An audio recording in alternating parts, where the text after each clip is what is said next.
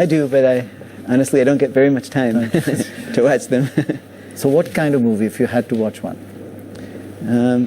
Well, you know, I grew up liking Pixar movies a lot. Pixar, right. And I still do, even though I'm much older now. Any chance? I also like.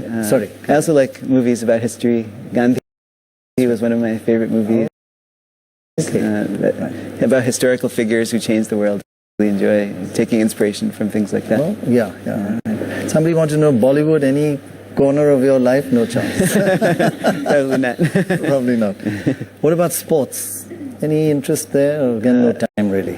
No. Well, I grew up playing tennis. That was always my favorite sport, and I'm actually still a major tennis fan. I never miss any of the slams. I go to the U.S. Open every year.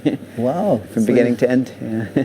Right. Can you predict the winner from the beginning with mathematical permutations? I've done pretty good. You've done pretty well. Okay. So, do you dream of maths at night? Yeah, this is a good question. I don't know that I do for sure, but many times I'm thinking about a math problem before I go to sleep, and in the morning I've figured out the answer. Wow. Yeah. So I highly encourage that. I mean, I don't remember the process of thinking at night, but when I wake up, maybe it's just a process of the mind clearing or something. But if you're stuck on anything, not necessarily mathematics, if you just sleep on it, you know, there's the phrase, sleep on it. It works for mathematics too. So all of you got to read math, some problem math before you go to sleep. Last thing. If you were not a mathematician, what would you be? Trying to be a musician. Musician? Right. Wow. Tabla player, probably. Yeah. Well, I mean, I am kind of a tabla player, but that would be your passion. Yeah. Right. What's your favorite food? I think dosas are my favorite. Dosas? And pizza is a close second. So you like food, but somebody wants to know, can you even fry an egg or make a toast? Can you cook? I do, a little bit. Yeah? Yeah, I really do like food, and so I do like the art of cooking. I don't get as much time for it as I'd like, but when I do get time, I enjoy it. So somebody says, what happens when 5 mathematicians are locked in a room together? I mean, that's like a nightmare. It's kind of amazing. Mathematicians love talking about math. Really? So they'll start about other topics. You know, often you go to dinner with mathematicians. Keep coming back to... And, you know, if inevitably the conversation turns about talking about deep math questions and all the lingo and jargon. Even at a dinner, yeah. What do you say to someone who says, and it's quite common, I hate maths? That means that you didn't learn it in the right way. Right. Yeah.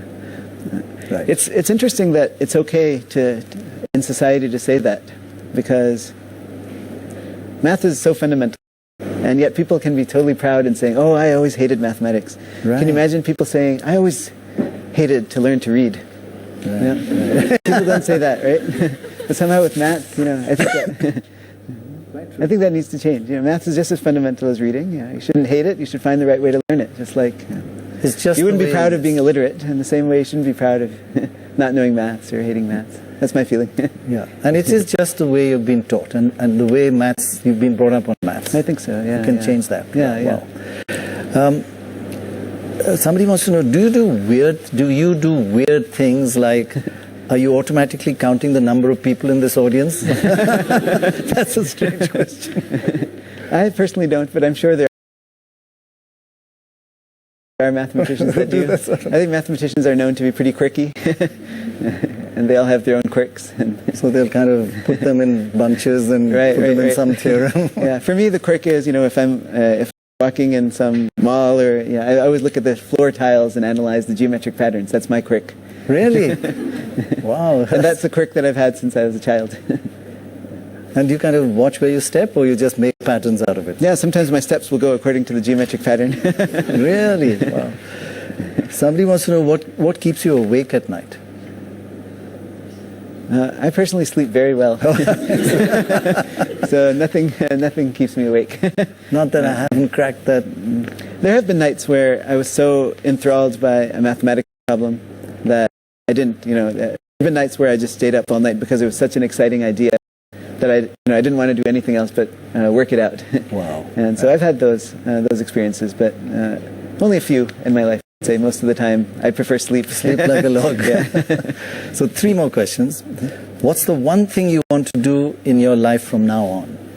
One big thing. Well, the last few months, ever since I got this Fields Medal in August, life has kind of changed. And I've realized that I suddenly have the platform to try and change education. And so that's, I think, become suddenly one of my main passions is to change the way mathematics is taught, help make that curriculum shift to make mathematics fun and exciting again. Actually. Isn't that wonderful? I think it's so badly needed, really. Just all the examples you've given, really, really important. 2 more questions. One, this one is like, I think because of all your record and your past and all, they just want to know, are you human? And I guess it ties up with the last question. Do you cry? No, not so much anymore, I guess. But I certainly get sad about things and wish they were different. And I use those opportunities to try and help make change. And, right. In that, I don't think I'm different than anybody. I think we all feel that. So like you're saying that many people here and watching could become great mathematicians like you, or maybe not as good, but could be. No, absolutely. If they're taught properly or given the right stimuli, etc. It's not like you have to be superhuman to do that. Right. And taking the initiatives on your own. If you're passionate about something, if it's not available in your school the way you want it, you do it on your own. You find the right book that that teaches it in the way that you like, and just explore and develop the right way to learn for yourself. Because there isn't any one way that works on everybody. You have to sort of discover that for yourself. Figure out what you're most passionate about, and then figure out the path that you want to take that you'll enjoy the most, and then work hard at it, and then you'll do great. Right. That's great.